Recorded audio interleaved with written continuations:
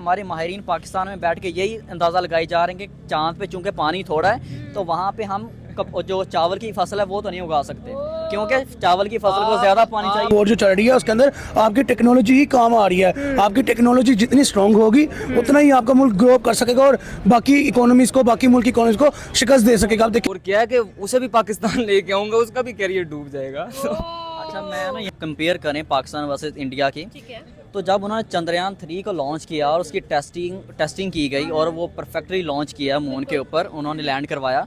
Speed आपने बताया कि लाइट से साउंड से भी 5 गुना ज्यादा है, तो मेरे ख्याल में देखें अगर हम इसको तेजा फेंकने वाला रातों रात करोड़पति हो जाता है, और जिसने एटम बम बनाया है वो सड़क पे रुल रहा है अपने आखिरी इंटरव्यू में।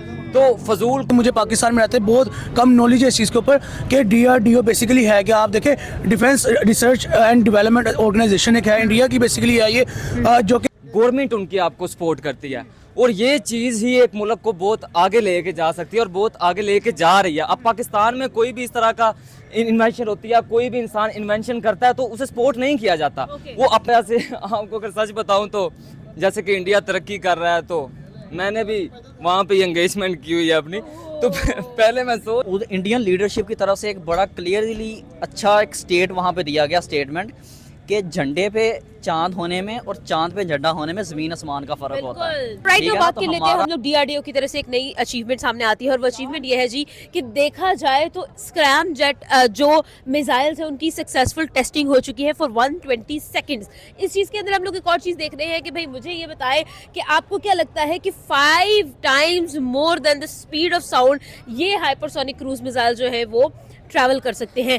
क्या ओपिनियन होगा आपका क्या ख्याल है जिस तरह से राइट नाउ हम लोग टेक्नोलॉजी में देख रहे हैं ये अचीवमेंट्स, आपका क्या ओपिनियन? देखिए सबसे पहले तो मैं यहाँ पे अपने ओपिनियन देने से पहले मैं एक बात करूँगा कि DRDO का जो मेन कह लें कि एब्रीवेशन कह लें या जो मेन मकसद है वो कई लोगों को नहीं पता, इवन दो कि मुझे पाकिस्तान में रहते बहुत कम नॉलेज है इस चीज़ के ऊपर कि DRDO बेसिकली है कि आप देखें defence research and development organisation एक है इंडिया की, बेसिकली है ये जो कि मोस्टली डील करती है अपनी टेक्नोलॉजी के अंदर, like technologies like their mission to moon, their mission to sun, like ऐसे उनके जो एक प्रोजेक्ट्स होते हैं उनके ऊपर ज़्यादातर डील करते हैं। और मेरे ख्याल में मोस्टली ऑडियंस को इस चीज़ का पता भी होगा। आप देखें आपने एक बात की कि उन्होंने एक मिसाइल का आई थिंक सो लॉन्च कर रहे हैं, उसके ऊपर वर्कआउट कर रहे हैं, तो देखें जिसकी स्पीड आपने बताया कि लाइट से साउंड से भी 5 गुना ज़्यादा है, तो मेरे ख्याल में देखें अगर हम इसको as a technical point technology wise देखा जाए तो मेरे ख्याल में आज का जो दौर है जो मॉडर्न एरा चल रहा है, इकोनॉमी वॉर जो चल रही है उसके अंदर आपकी टेक्नोलॉजी ही काम आ रही है। आपकी टेक्नोलॉजी जितनी स्ट्रांग होगी उतना ही आपका मुल्क ग्रो कर सकेगा और बाकी इकोनॉमीज को, बाकी मुल्क की इकोनॉमीज को शिकस्त दे सकेगा। आप देखें इंडिया की अगर बात की जाए तो आज से पहले यानी कि इंडिया की इस मिशन से पहले ये 3 बड़ी इकोनॉमीज के पास ये चीज़ है, ठीक है। अब चौथी बड़ी इकोनॉमी 2025 में जो बनी इंडिया, उसके पास भी ये मिशन आ गया, ये प्रोजेक्ट आ गया, यहाँ वो भी कैपेबल हो गए कि ये मिशन को बना सके, डिज़ाइन कर सकें। तो मेरे ख्याल में आप देखें मैं अगर गलत ना हूँ तो चंद्रयान 1 एक I think so unsuccessful mission रहा, चंद्रयान 2 जिसकी एक सक्सेस हो गई लेकिन उनका जो लैंडर था वो नहीं गिर सका, ठीक है। लेकिन चंद्रयान 3 के ऊपर उन्होंने कितना वर्कआउट किया कि उन्होंने वो मिशन को सक्सेसफुल किया। उसके बाद उन्होंने द्वितीय L1 के ऊपर काम शुरू किया, mission to study moon sun, ठीक है। उसके बाद आप देखिए उन्होंने लास्ट आई थिंक सो एक SpaDeX I think so mission था उनका, उसके ऊपर उन्होंने वर्कआउट किया, अनफॉर्चुनेटली वो भी सक्सेसफुल नहीं हो सका।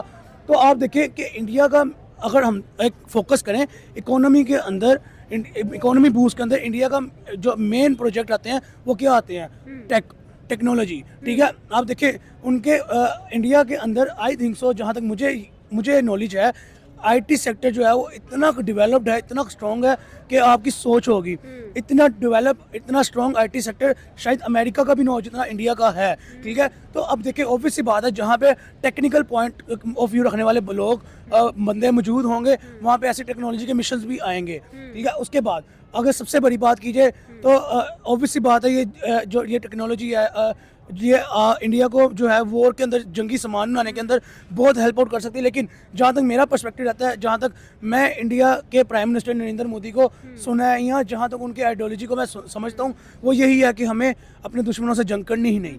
क्यों? हमने उनको अपनी इकोनॉमी की जंग में पहले शिकस्त दे दी है। वो कहते हैं कि हमारे दुश्मनों का ये कैलिबर ही नहीं कि हम उनके साथ जंग करें, ठीक है। तो मेरे ख्याल में जंगी असला जहाँ तक रहा वहाँ तक उनकी वो मेंटालिटी आई थिंक सुना हो, क्योंकि जो नरेंद्र मोदी की आइडियोलॉजी है वो यही है कि how to become a super power, how to become a first largest economy on the world, तो how to rule all the countries in the world. तो मेरे ख्याल में अगर उनकी आइडियोलॉजी ये है तो जंगी सामान के साथ तो नहीं आएंगे, ठीक है।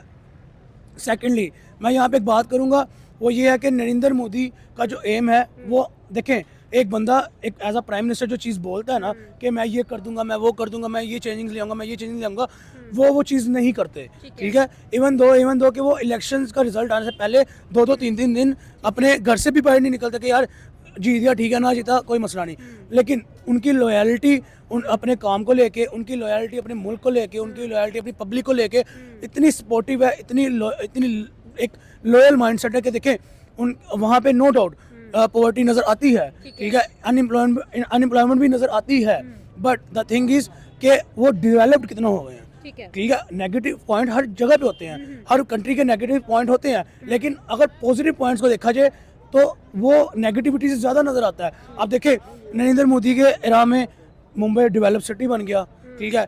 नरेंद्र मोदी के इरा में गोवा को उन्होंने कहा था क्या बना दिया, इवन के वहाँ पे एयर टैक्सीज का इनॉग्रेशन होने तक बात आ गई, ठीक है। उसके बाद उन्होंने ऑलमोस्ट इंडिया को डेवलप करके रख दिया, ठीक है। हाँ कुछ स्टेट्स हैं जहाँ पे अभी भी वही पुराना इंडिया वाला रिवाज है, लेकिन मोस्टली इंडिया डेवलप्ड हो चुका हुआ है।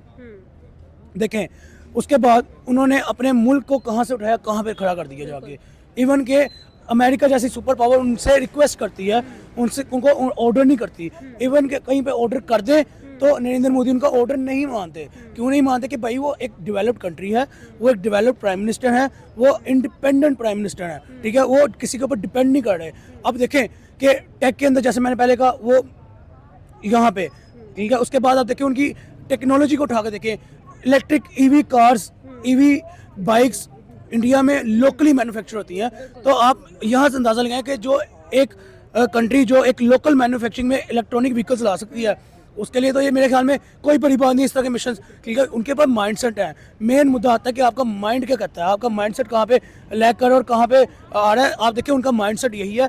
उनकी इवन का उनकी पब्लिक का भी, उनकी पब्लिक काम करती है, इंडिया के नाम के लिए काम करती है। वो ये नहीं कहते कि हम अपना मुल्क छोड़ के जाएं और जाके अपनी फैमिली को पालें, नहीं, वो कहते हैं हम कम कमा लें लेकिन अपने मुल्क को प्रायोरिटी दें। और यही बात है, जब आप अपने मुल्क को प्रायोरिटी दोगे तो मेरे ख्याल में आपका मुल्क डेवलप्ड होगा, आपका मुल्क तरक्की करेगा। यही एक पॉइंट आता है कि पाकिस्तान के अंदर नो डाउट गवर्नमेंट्स हमारी नहीं अच्छी आती कभी कभार, ठीक है, मानते हैं, हम एक्सेप्ट करते हैं कि हमारी गवर्नमेंट्स नहीं अच्छा काम करती, लेकिन हमारी पब्लिक को भी तो चाहिए ना कि अपने मुल्क को डेवलप करें। अकेली गवर्नमेंट का काम तो नहीं है, अकेली गवर्नमेंट आपकी फॉरेन पॉलिसीज को संभाले, आपके आपसी मुल्क दूसरे मुल्क साथ आपसी ताल्लुकात को संभाले, कि आपके मुल्क को ही खाली लेके उठाए। ये काम पब्लिक का भी है कहीं ना कहीं। देखें कभी ताली एक हाथ से नहीं बचती, एक हाथ से जितना मर्जी जोड़ लो ताली नहीं बचेगी, ताली हमेशा बजती दोनों हाथों से। तो आप देखिए अगर गवर्नमेंट का काम है मुल्क को स्टेबल करना, तो कहीं ना कहीं पब्लिक का काम भी है मुल्क के लिए काम करना। अगर हमारी पब्लिक देखे last year I think so more than 34 lakh people Pakistan को छोड़ के गए हैं, ठीक है, यूथ वो भी। और अगर यूथ गोरे मुल्क में जाके उनकी गुलामी कर सकती है तो अपने मुल्क में रह के अपने मुल्क का नाम क्यों नहीं रोशन कर सकती? ये पॉइंट है। देखें हाँ यहाँ पे जो जॉब अपॉर्चुनिटीज़ हैं वो कम है, फैसिलिटीज़ थोड़ी सी कम है, बट जो है उनके ग्रैब करके आप अपने मुल्क के अंदर उस चीज़ों को ज़्यादा डेवलप करो। देखो एक बंदा अगर IT कार्ड है, BS IT कार्ड है, बैचलर्स इन IT कार्ड है, तो उसको अगर जॉब अपॉर्चुनिटी नहीं मिल रही, वो 30,000 की सैलरी पे काम करता है, एक टाइम आएगा कि 5-6 साल बाद वो अपना IT हब बना सकता है, वो अपना IT सॉफ्टवेयर हाउस बना सकता है। अगर वो एक सॉफ्टवेयर हाउस बनाता है, एक बंदा अगर एक सॉफ्टवेयर हाउस बनाता है तो उसके अंदर वो 10 बंदों को जॉब्स दे सकता है, ठीक है। अब इससे क्या होगा, हमारी अनएम्प्लॉयमेंट कम होगी, हमारी यूथ को जॉब अपॉर्चुनिटी ज़्यादा मिलेंगी, और कहीं ना कहीं जो पैसा जनरेट होगा, जो रेवेन्यू जनरेट होगा, वो पाकिस्तान पे काम में आएगा। टैक्स पे करोगे, ऑब्वियसली बात है पाकिस्तान के ऊपर लगेगा।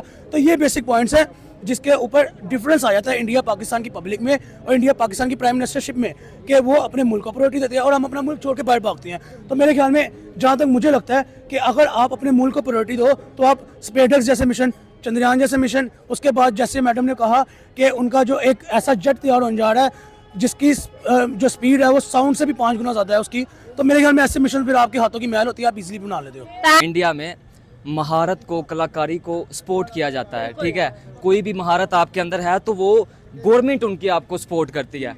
और ये चीज़ ही एक मुल्क को बहुत आगे लेके जा सकती है और बहुत आगे लेके जा रही है। अब पाकिस्तान में कोई भी इस तरह का इन्वेंशन होती है, कोई भी इंसान इन्वेंशन करता है तो उसे सपोर्ट नहीं किया जाता।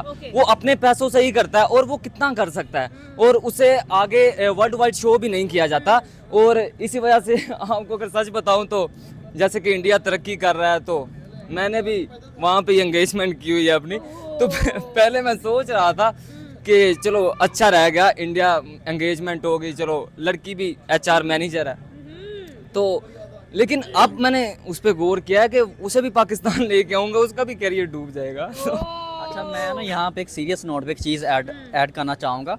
एक जो होता है ना लीडरशिप, अगर हम कंपेयर करें पाकिस्तान वर्सेस इंडिया की, तो जब उन्होंने चंद्रयान 3 को लॉन्च किया और उसकी टेस्टिंग की गई और वो परफेक्टली लॉन्च किया मून के ऊपर, उन्होंने लैंड करवाया, तो इंडियन लीडरशिप की तरफ से एक बड़ा क्लियरली अच्छा एक स्टेट वहाँ पे दिया गया स्टेटमेंट कि झंडे पे चांद होने में और चांद पे झंडा होने में ज़मीन आसमान का फ़र्क होता है। ठीक है ना। तो हमारा जो मोटो है हमारी कौम का वो ये है कि चांद सितारे वाला पाकिस्तान, और उनका जो नेशनल जो स्लोगन बन गया है अब वो ये है कि चांद पे हमारा झंडा है। ठीक है ना।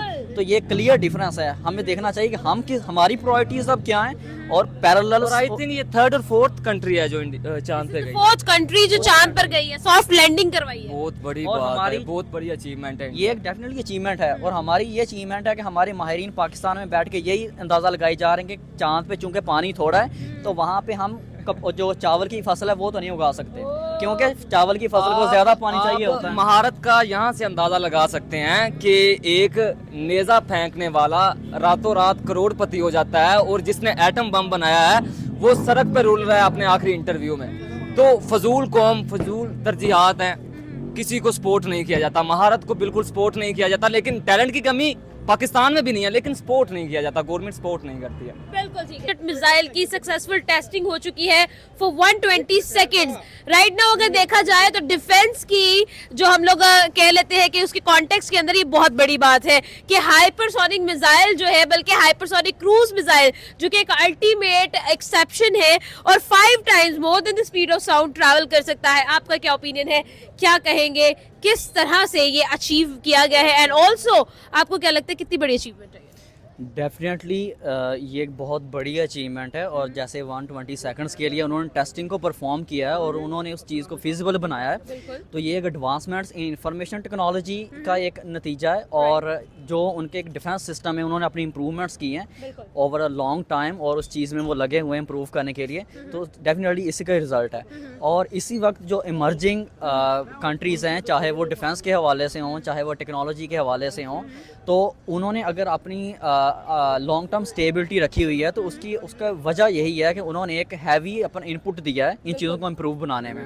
और इस वक्त वर्ल्ड वाइड अगर देखा जाए तो US, रशिया और चीन और इंडिया बेसिकली उनका जो प्राइम फोकस है, लीड उनका जो रोल है वो यही है कि वो इन चीज़ों में अपने आप को आगे बढ़ाएं, और डेफिनेटली उसमें अच्छा परफॉर्म कर रहे हैं। आप की तरफ आऊंगी सर, मुझे ये बताइएगा कि राइट नाउ अगर देखा जाए तो चांद पर इंडिया, डिफेंस में इंडिया और ऑल्सो स्पोर्ट्स में इंडिया, क्या लगता है कि क्या लीडरशिप की ये क्वालिटीज क्यों है इंडिया के अंदर